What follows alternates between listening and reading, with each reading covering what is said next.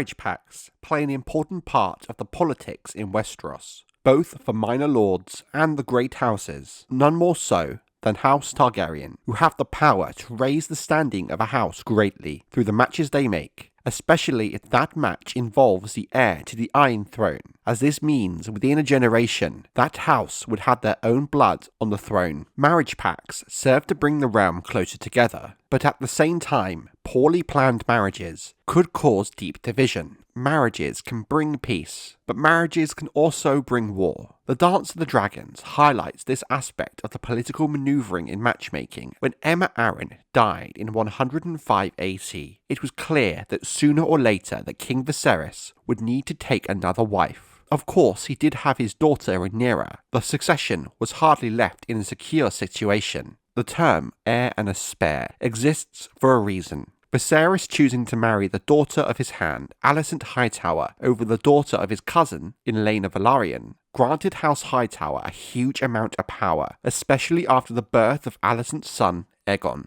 At the same time, this move alienated House Velaryon from the Iron Throne, whom at this time was arguably one of the most powerful and richest houses in the realm. King Aegon V, being a man who was known to be a lover of history, should have known this more than anyone else. He would have been keenly aware the damage of broken marriage pacts can bring, so he would not have been surprised at the anger of Lyonel Baratheon and the dishonour of the broken pact. The king's word is the king's word, but if the king's word is nothing but wind, how can he command respect and control his realm? The breaking of a single marriage pact was bad enough politically for King Aegon V, but when his second son and then heir Jaehaerys and Shaera broke their respective marriage pacts to marry each other, not only would the king have to appease the wrong parties yet again, the fact was now 3 of his children had marriage pacts broken, which reflected badly on the king, with many in the realm beginning to question his strength and honour. After all, how can a king rule a kingdom when he cannot rule his own blood?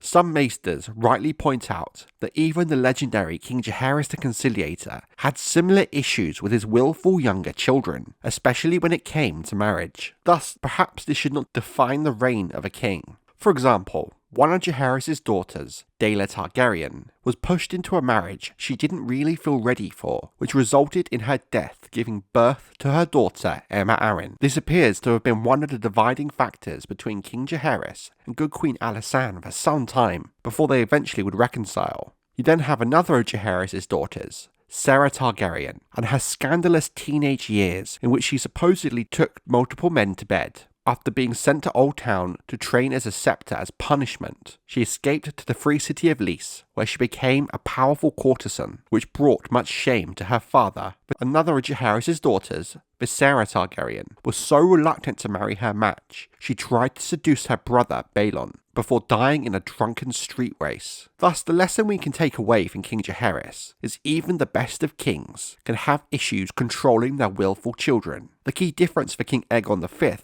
was his position was already hampered by several other factors. The way in which he became king at the Great Council of 233 AC, the Blackfire threat, and of course his distinct lack of dragons his forebearers had access to. Thus, these broken matches were a much more damaging thing for King Aegon V to handle than they might have been for another king in a different era. We must give credit where it's due, as King Aegon V and Queen Betha did manage to find compromises and compensate for these broken pacts, even managing to stop Lyonel Baratheon's uprising before too much damage could be done. After all, as most would acknowledge, Lord Baratheon had every right to feel wronged. But even as the king was smoothing over the damage of his children, he could not have foreseen another similar scandal on the horizon. Following the example of his brothers, King Aegon's youngest son, Prince Daeron, began to cause his father all too familiar issues. Prince Daeron had been betrothed to Lady Olenna Redwyne of the Arbor when both of them were 9 years of age in 237 AC. Like all of the matches Queen Betha made for her children, it was a strong match that benefited both parties greatly. In a marriage to Olenna Redwyne, House Targaryen would have a strong familiar link to the Arbor, and thus House Redwyne's growing wealth through their strong economy and their growing and almost unmatched fleet of warships used to protect their trade. The young Olenna was said to be a beautiful woman, cunning with a sharp tongue and very witty, the perfect match for any lord. But Prince Daeron repudiated the match in 246 AC when he was 18 years of age. But unlike the case of his siblings, when it came to Daeron, there appears to have been no other woman he had fallen for, no pretty common girl, no other lord's daughter, nor a member of his own kin like so many other men of House Targaryen had fallen for before him. Curiously enough, Daeron in fact remained unwed throughout the remainder of his short life, and never seemed to have any intention of taking a wife at all. In the years after, there were some strong indications that Prince Daeron preferred the company of men to women, with his rebuked match Olenna Redwyne seemingly quite open about the fact after she went on to marry Lord Luther Tyrell of Highgarden. We have enough evidence to suggest this was in fact the case. Prince Daeron was a born soldier